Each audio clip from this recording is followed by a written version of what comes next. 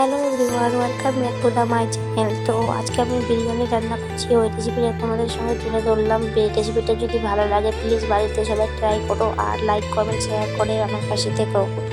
তো একটা বাটির মধ্যে আমি 1 কিলো বাসমতি চাল ঢেলে নিলাম। তারপরে চালটিকে ভালো করে দেখে নিলাম চালের মধ্যে কিছু আছে কি নেই। তারপরে চালটিকে ভালো করে 3 বার ধুয়ে নিলাম। তারপরে 1 ঘন্টার জন্য চালটিকে ভিজতে দিয়ে দিলাম, যেহেতু চালটি আগে থেকে ভিজে থাকলে ভাতটা ফুলে উঠবে।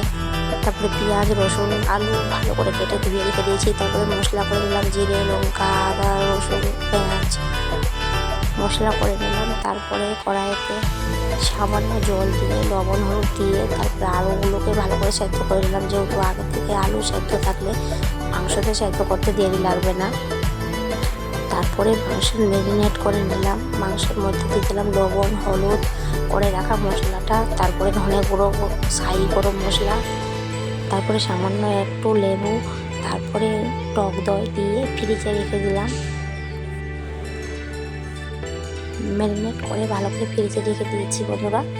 তো তোমরা এই রেসিপিটা বাড়িতে ট্রাই করো, যেহেতু খুব সুন্দর হবে বিরিয়ানি রেসিপিটা। যেহেতু একবার আগে করেছিলাম আমি এইভাবে, খুব দুর্দান্ত হয়েছিল খেতে। তো আমি করছি, তোমরাও ট্রাই করিও। তারপরে দেখতে পাচ্ছ ম্যারিনেট করে আমি ফ্রিজে রেখে দিয়েছি। তারপরে আমি কড়াইতে দিয়ে দিলাম তেল। এদিকে আমি আমার চালগুলো দেখছো ফুলে গেছে। তো এদিকে কড়াইয়ে তেল দিয়ে দিয়েছি। তারপরে পেঁয়াজ কুচি দিয়ে দিলাম তেলের মধ্যে। তারপরে এদিকে আমি ভাতের জন্য জল বসিয়ে দিয়েছি। জলের মধ্যে দিয়ে দিলাম গোটা গরম মশলা লবণ। তারপরে আমি জলের মধ্যে একটু সামান্য দুধ দিয়ে ফুড কালারটা করে নিলাম। তারপরে দেখতে পাচ্ছি চালটাকে ভালো করে ধুয়ে নিলাম। এদিকে কড়াইতে আমি ম্যারিনেট করা মাংসটা দিয়ে দিয়েছি, আর এদিকে আমি চালটা দিয়ে দিলাম জলের মধ্যে। তারপরে মাংসটাকে ভালো করে নেড়ে চেড়ে নিলাম। তারপরে কড়াইতে দিয়ে দিলাম তেজপাতা গোটা কাঁচা লঙ্কা, তারপরে দিয়ে দিলাম শাহি গরম মশলা, তারপরে বিরিয়ানি মশলা। এদিকে আমার ভাতও ফুটছে, এদিকে আমার মাংসটা গ্রেভিও হচ্ছে। তারপরে দিয়ে দিলাম টুকরো করা আলু। তারপরে দেখতে পাচ্ছ আমার ভাত প্রায় হয়ে গেছে। তো ভাতটাকে আমি ছেঁকে নেব। তারপরে হাঁড়ির মধ্যে ঘি ছড়িয়ে দিলাম। ঘি ছড়িয়ে তারপরে এদিকে আমি বিরিয়ানির লেয়ার তৈরি করছি। তো বন্ধুরা আমি 3টে লেয়ার করব। প্রথমে লেয়ারটা দেবো আলু, তারপরে দেব মাংস। তো লেয়ারগুলো জানি না কেমন হচ্ছে, তো সবাই কমেন্টে জানিও।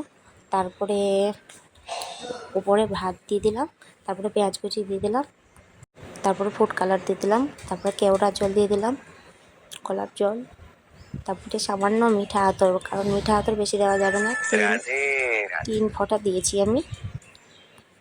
তারপরে বিরিয়ানি মশলা দিয়ে দিলাম। তারপরে ঢাকনা দিয়ে ভালো করে মুখ বন্ধ করে দিলাম হাঁড়িটার। তার উপরে আমি বেলনা রেখে দিয়েছি, যেহেতু বাইরে যেন গ্যাসটা না বেরায়।